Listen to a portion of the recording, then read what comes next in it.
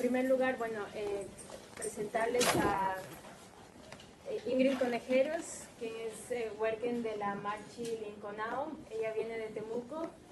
Está con nosotros Moira Millán, huichafe de la comunidad Pijama Huiza, de aquí de Argentina del Sur, y de Puelma, y coordinadora de la Marcha de Mujeres Originarias por el Buen Vivir. Quiero agradecerles muchísimo por estar aquí, por el esfuerzo, por tomarse el tiempo y digamos, bueno, ahora le vamos a... No sé si van a pasar el video primero. Sí. Bueno, primero vamos a... Saludamos entonces y sí. Mari Compulamien, Incheta Ingrid Conejero Piñatati, Mole Palú Tafachantu Faupulé, Ayuculenta Intragun, Mañalugún, Tain Nucham. Mi nombre es Ingrid Conejero, agradecida de estar aquí y bueno, vengo un poco a apoyar esta conversación. Gracias por la invitación al NUTRAM, a la conversación, a este encuentro. Y bueno, ahí vamos a estar comentando. Mari Compuche, bueno, Incheta Mapuche, Moya Millán Piñén, Inche Ayulen Tañipuque, Tufachi. Mari Compuche, Inche Ayulen Tañipuque, Kume Tufachi Traum. Frente Mañún Compulamien. Bueno, muchas gracias. Estoy muy contenta de poder estar en este pequeño encuentro donde esperamos poder compartir con ustedes nuestras perspectivas de la lucha también y también novedades y un montón de información que lamentablemente no está circulando y que nos va a ayudar a entender un poco lo que está sucediendo en nuestro territorio. Bueno, yo vengo de la comunidad Pijama Huiza, de la provincia de Chubut. Y ahora acabo de llegar de Europa, hace 2 días que llegué, así que hace como más de un mes que no estoy en mi comunidad, no sé bien qué está pasando. Supe que habían ahí algunas situaciones conflictivas, pero todavía no llegué al territorio, así que me voy a terminar de enterar cuando llegue. Vamos a compartir con ustedes 2 videos bien cortitos que muestran un poquito el trabajo que hemos venido haciendo con la Marcha Mujeres Originarias. Y la idea es poder conversar con ustedes sobre la problemática de la nación mapuche, sobre esta política racializada y selectiva que tienen los Estados-nación contra nuestro pueblo, la participación de las mujeres mapuche en este proceso de resistencia y de ir instalando nuestro pensamiento, ¿no? Y nuestros desafíos de demanda de derechos. ¿Lo vamos a correr a ver? Ajá. Voy a poner.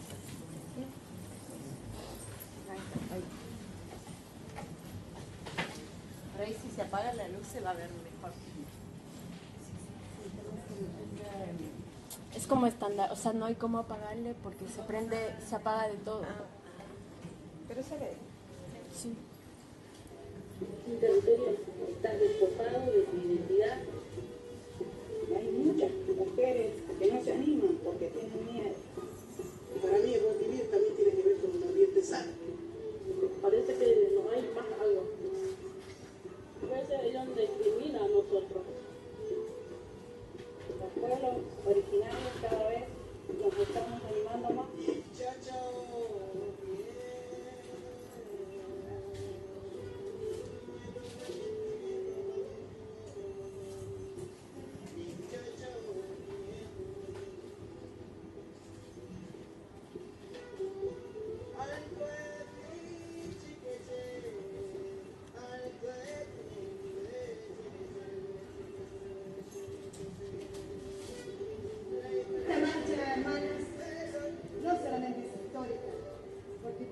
Por primera vez al Congreso de la Nación. Es histórico porque a partir de hoy nos desafiamos a entrar en el corazón y en la mente y en el imaginario de un país que nos negó. Este proyecto de ley ha sido el resultado de la participación directa de todas las hermanas de las 36 naciones. Este proyecto de ley es el consenso, es el acuerdo entre 36 naciones. El pueblo argentino conforma una nación y todavía no se ha puesto de acuerdo para poder legislar en función de la ley. Nosotras, las 36 naciones, venimos acá para decirle que el acuerdo y el consenso por el porvenir es posible. Los invitamos a seguir. Esto. ¡Vale, señores!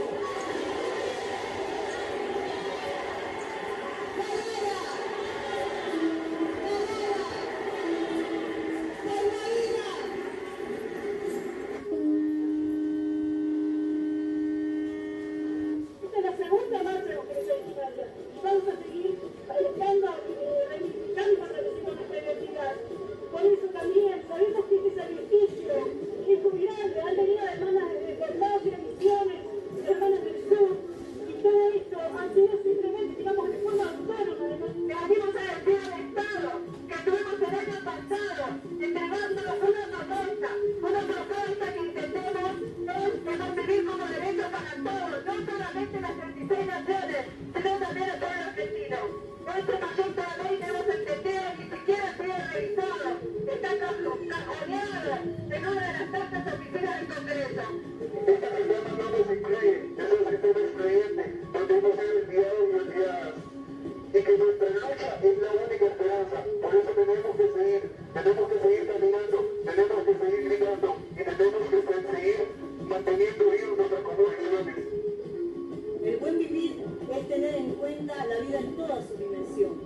El buen vivir es el respeto, es la memoria, es la justicia, pero para todos, para todo lo que es nuestra madre tierra, para todos sus hijos, que somos hijos de la Pachamama.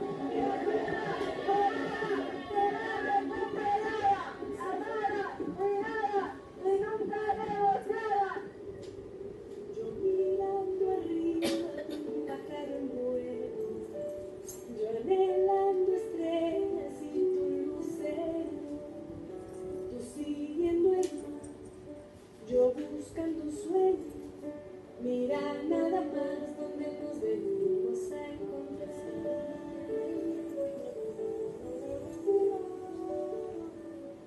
Y hoy estamos acá, en representación de todas, pero no pueden estar acá para contar su verdad.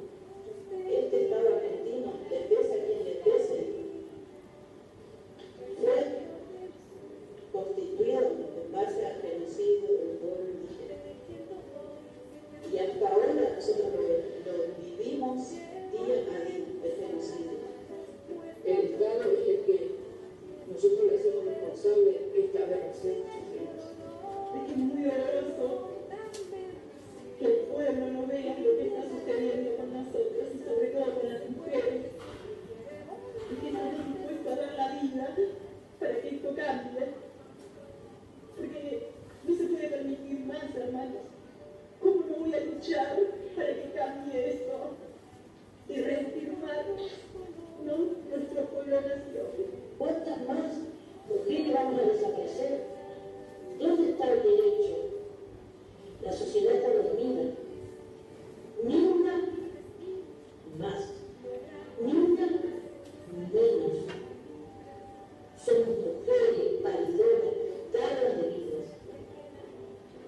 Llenas de orgullo de ser indígenas, guerreras por naturaleza. Somos la pacha. Somos la esencia de vida, somos la naturaleza. Somos los ríos, el viento, el agua, la lluvia. Somos mujeres. Diciendo, basta. Estamos exigiendo que no nos sigan matando. Porque esto es el genocidio moderno. La esperanza de este pueblo que siempre quiere volver a empezar. Llévame en tus alas con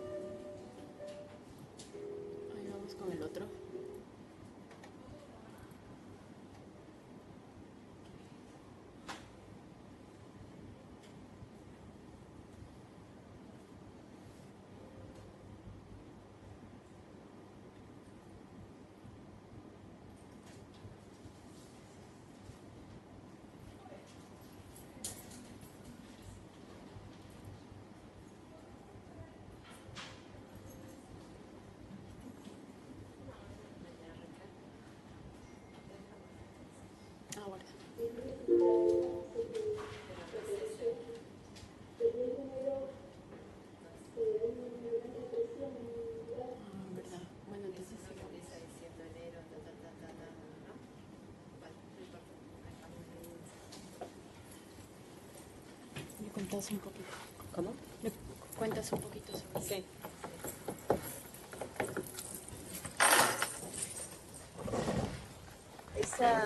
Ese video que veíamos fue de una charla que hubo el año pasado acá en Buenos Aires con hermanas de diferentes pueblos originarios.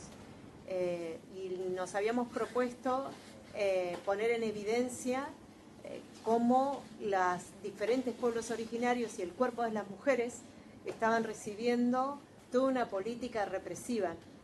Entonces no es solamente el pueblo mapuche, ahí habían hermanas del pueblo Com, Huichi, y habían hermanas del pueblo Mocoví también. Y desde marzo del año pasado hasta cuando se hace esta charla,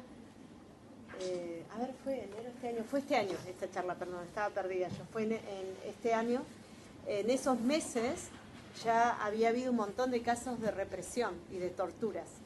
Solo en esos meses, digamos que esa es la antesala al caso Santiago Maldonado. No es que de golpe sucedió que hubo una represión y desaparecen a Santiago. O sea, el gobierno macrista venía dando ya señales de lo que iba a hacer con los pueblos originarios en la medida que las comunidades empezaran a reafirmar sus derechos. Otra de las cosas que venía escuchando parte de las intervenciones y tratar de resumir en pocos minutos la complejidad que tiene el proceso y el escenario de la lucha mapuche en Patagonia y particularmente en Chubut es difícil, porque han habido un montón de elementos que han tenido continuidad a lo largo de todos los gobiernos para que lleguemos a la situación que estamos. No es que de golpe con este gobierno estamos tan mal, porque en realidad yo pensaba en Luciano González, que fue detenido y desaparecido el 8 de marzo del 2009 en la provincia de Chubut durante el gobierno kirchnerista. Y fue un desaparecido que todavía está desaparecido y que nunca se puso en evidencia. Me estaba acordando mientras planteaba Diana el caso de este hermano en Neuquén, del caso de Eduardo Cañulef, que tal vez vos la habrás conocido porque Marta Cárcamo era integrante de la organización Mapuche Tehuelche 11 de octubre. Eduardo Cañulef fue un hermano mapuche que desaparece en el 2006 y que era obrero de Benetton. Con lo cual quiero decir que Benetton es un empresario genocida que tiene una práctica de impunidad. No es la primera vez que en sus tierras desaparece alguien. O sea, Eduardo Cañulef era un peón rural que andaba reclamando mejores derechos dentro de su ámbito laboral y teníamos, me acuerdo, tuvimos acceso a una boleta de pago de Benetton donde Benetton le descontaba la luz y no hay luz eléctrica en el lugar. Los peones se alumbran con velas. Entonces, reclamos mínimos, elementales, de mejoras laborales, hicieron que desaparecieran a Eduardo Cañulef. Benetton nunca dio cuenta de eso, nunca se lo invitó a declarar. El secretario general del sindicato de empleados rurales de empleados rurales de todos los peones rurales de la provincia de Chubut, es el gerente de la empresa de Benetton ahí, de la estancia Leleque. Es decir, el secretario general, el sindicalista, que tiene que salir a defender los derechos de los trabajadores rurales, es la mano derecha y principal del patrón, que en este caso es Benetton. Así que imagínense en qué posibilidades tiene la peonada de pedir algún tipo de justicia. Y esto es muy interesante tenerlo en cuenta a la hora de entender cómo se va configurando el escenario represivo, cómo saltan mapuches que trabajan para Benetton hablando mal de Facundo Yoneguala, hablando mal de los de Resistencia Cuyamen. Hay que entender todos los tentáculos que presionan para que aparezcan ese tipo de discursos. Y eso yo he visto que se trata poco y nada. Otro elemento interesante que recién le mencionaba a Carlos es a lo largo de llegar a la democracia hubo de manera creciente una instalación de iglesias evangélicas sionistas y fueron metiéndose de a poco. Por ejemplo, es otro caso que no se investiga. Yo lo sé porque fui evangélica, conozco perfectamente cómo operan, cómo trabajan en esa zona y los diferentes grupos de evangélicos y los que tienen un poder tremendo en la cooptación de voluntades y generar este escenario que se está propiciando en Chubut. Son estas iglesias evangélicas sionistas que operan con dinero que viene del sur de Estados Unidos, desde Miami. Y todos los pastores que llegan al lugar vienen a debilitar la espiritualidad. La espiritualidad mapuche es estructural y es como contaban las compañeras, es una integralidad. O O sea, nosotros somos a partir de esa concepción del arte de habitar el mundo. Somos a partir de ese entendimiento de que el sistema de Punehuen, de fuerza de la naturaleza, se articulan de manera circular y armónica. Entonces, quien se para como mapuche no va a permitir que dinamiten la montaña, no va a permitir que asesinen los ríos para hacer represa, no va a permitir que hagan fracking. Quien se para como mapuche espiritualmente va a entender que en su territorio está la ancestralidad, hablándole y nutriéndole de fuerza. Ahora bien, si ese mapuche, biológicamente mapuche, entre comillas, ¿no? Pero su cosmovisión, su espiritualidad ha sido reemplazada por esta otra lógica, la lógica capitalista, la lógica del individualismo, del antropocentrismo, esa lógica, ese mapuche ya es restado a la lucha. Y entonces no es que hay una sola fuerza operando en el lugar, hay una multiplicidad de fuerzas que han sido diseñadas previamente. Es decir, esta planificación de exterminio selectivo, porque es contra el pueblo mapuche. Yo la otra vez cuando estaba en Cataluña dando conferencia decía, no es que en Callao y Corriente baja el helicóptero de gendarmería y desaparece a los argentinos. Eso no está pasando. Está pasando en territorio mapuche. Y es interesante preguntarse por qué en territorio mapuche está pasando esto. Y ahí aparecen, por supuesto, todos los recursos estratégicos. Estamos hablando que la Patagonia, y en particular la zona que ahora está en conflicto, tiene muchas reservas acuíferas. De hecho, toda la zona, yo no sé cuántos de ustedes estaban al tanto que este señor Billy Gates tiene muchas extensiones de tierra sobre el proyecto minero Navidad. No sé cuántos de ustedes sabían eso. El proyecto minero Navidad tiene en la superficie muchas diferentes minerales y metales, pero subyace abajo lo más importante, que es el agua. Hay un acuífero en pleno desierto, inmenso, tremendo, que no se sabía que estaba.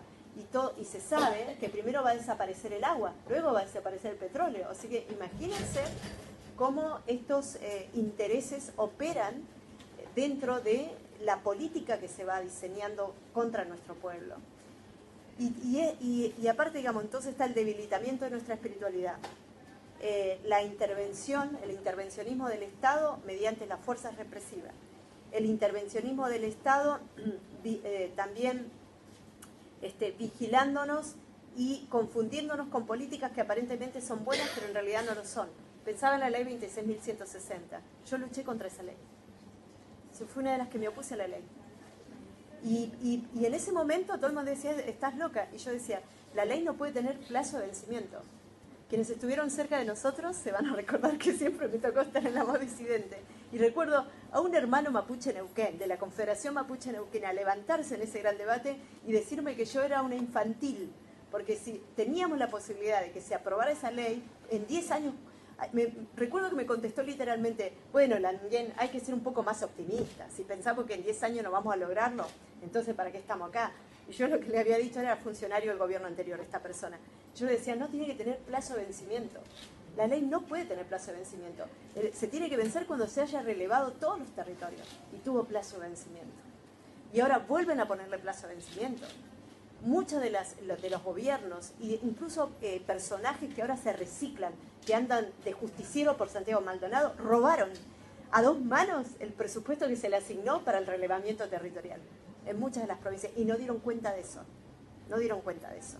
Entonces tenemos también estas falsas políticas, que son políticas, ni siquiera vamos a llamar paliativas, son políticas que desmovilizan, que nos engañan, que nos dicen que estamos caminando hacia el derecho, pero en realidad lo que hacen es neutralizar la lucha, bajarla, bajar el nivel de confrontación con el Estado. Y el otro tema que me parece importantísimo es la construcción del discurso que sale justamente incluso de los sectores progresistas. Y me parece que, y vuelvo a reiterar, yo tengo muchos conflictos con la academia, aunque estoy muy agradecida que me hayan invitado, pero siempre estoy confrontándola. Me parece que hay que construir un nuevo lenguaje que nos interprete. La forma de codificar la resistencia de las luchas sociales, la forma de construir el análisis, a mí a veces me resulta chocante. Y haría un diccionario de malas palabras conceptuales que tiene la academia, que realmente me afectan. Y digo, ¿cómo poder acercar y poder charlar sobre esto más profundamente? Creo que es muy importante empezar a entender el problema de la lucha de los pueblos originarios como una confrontación fundamentalmente doctrinaria. No es solamente un pueblo sanguíneamente mapuche. Acá anida la esperanza para crear una nueva humanidad. Anida toda una estructura milenaria de lógica de pensamiento que nos acerca a la armonía con la naturaleza, que nos posibilita la reciprocidad entre los pueblos, que construye y nos da el sedimento para poner en palabras y en construcción una nueva lógica revolucionaria completamente diferente. Entonces no es que van contra el pueblo mapuche solo por los recursos, sino porque el marichihueu, ese grito que tiene el Efchalo, que por cada uno que caiga 10 se levantarán, es contundente, es categórico y es verdadero. Mañana pueden matarme, pueden seguir encarcelando cantidad de mapuches y asesinando cantidad de mapuches, pero ese pensamiento, esa lógica, ese modo de entender la vida va a tener su continuidad. Entonces necesitan arrasarnos, necesitan eliminarnos, porque el pueblo mapuche nunca ha sido vencido, ha sido invadido en nuestro territorio, pero no vencido. Estamos acá hablando sobre el tema. Entonces, pensaba recién cómo expresarle al país y al mundo qué representa la lucha del pueblo mapuche. ¿Por qué es necesario apoyar al pueblo mapuche? Porque el pueblo mapuche está ofrendando la posibilidad de repensar la matriz civilizatoria. Ni nada más ni nada menos que eso. Entonces no se trata solamente de una represión a nuestros derechos, sino la idea de hacer desaparecer la esperanza, la posibilidad de que es posible construir una alternativa al sistema. Y nosotros lo estamos viendo, le decía, recuperamos territorio. ¿Para qué recuperamos territorio? ¿La tierra para qué? Por ejemplo, yo vivo en tierra recuperada y nuestra comunidad está tratando de desarrollar en ese espacio una vida armónica con la naturaleza. No tenemos vacas, por ejemplo. No hay economía de ganado. Estamos tratando de recuperar semillas ancestrales. Estamos tratando de darle un retorno al arte de habitar que antiguamente tuvimos. De hecho, en mi comunidad tenemos cóndores, tenemos pumas, tenemos gatos montés. Había un retorno de la fauna que antes no...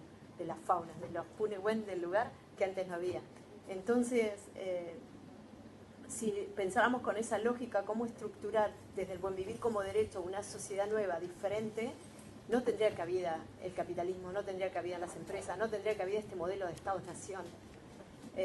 Venimos a interpelarlo todo. Entonces, creo que lo que va a hacer el sistema es tratar de ahogar y de eliminar esa voz. Yo ya para finalizar, recuerdo una vez fui a ver un viejito muy sabio que falleció, un quinche. Iba muy preocupada porque mis hijos son mestizos, champurria, decimos en el mundo mapuche. Y había un momento determinado en la lucha en que hubo cierto racismo, en que no soportábamos al que tenía la piel un poquito más blanca que nosotros. Y es también parte del dolor de nuestro pueblo. Entonces le pregunté qué se podía hacer para que recuperáramos el amor, para que pudiéramos trascender ese dolor de los colores de la piel, ¿no? Y entonces el viejito me dijo, mire hija, va a llegar un día en que la raza mapuche ya no exista más, porque nos vamos mezclando, nos vamos mezclando. Pero eso no es importante, hija. Lo importante es que ese modo de entender la vida que tiene el pueblo mapuche, que la cultura del pueblo mapuche perdure. Eso es lo importante. Y creo que esa es nuestra gran misión, que el pueblo argentino pueda conocer al mundo mapuche, que el pueblo argentino pueda entender el pensamiento del pueblo mapuche, que el pueblo argentino entienda que no somos terroristas ni somos sus enemigos, sino que justamente estamos construyendo una posibilidad de nueva humanidad, que estamos queriendo caminar con los pueblos del mundo hacia una nueva humanidad. Y ahí creo que va a ser el principio de un encuentro que ha tenido siglos de ese encuentro, para crear algo nuevo, mejor y posible. Y yo no me siento con un espíritu derrotista, siento que ellos estén hablando de nosotros es porque estamos ganando. Nada más. Estamos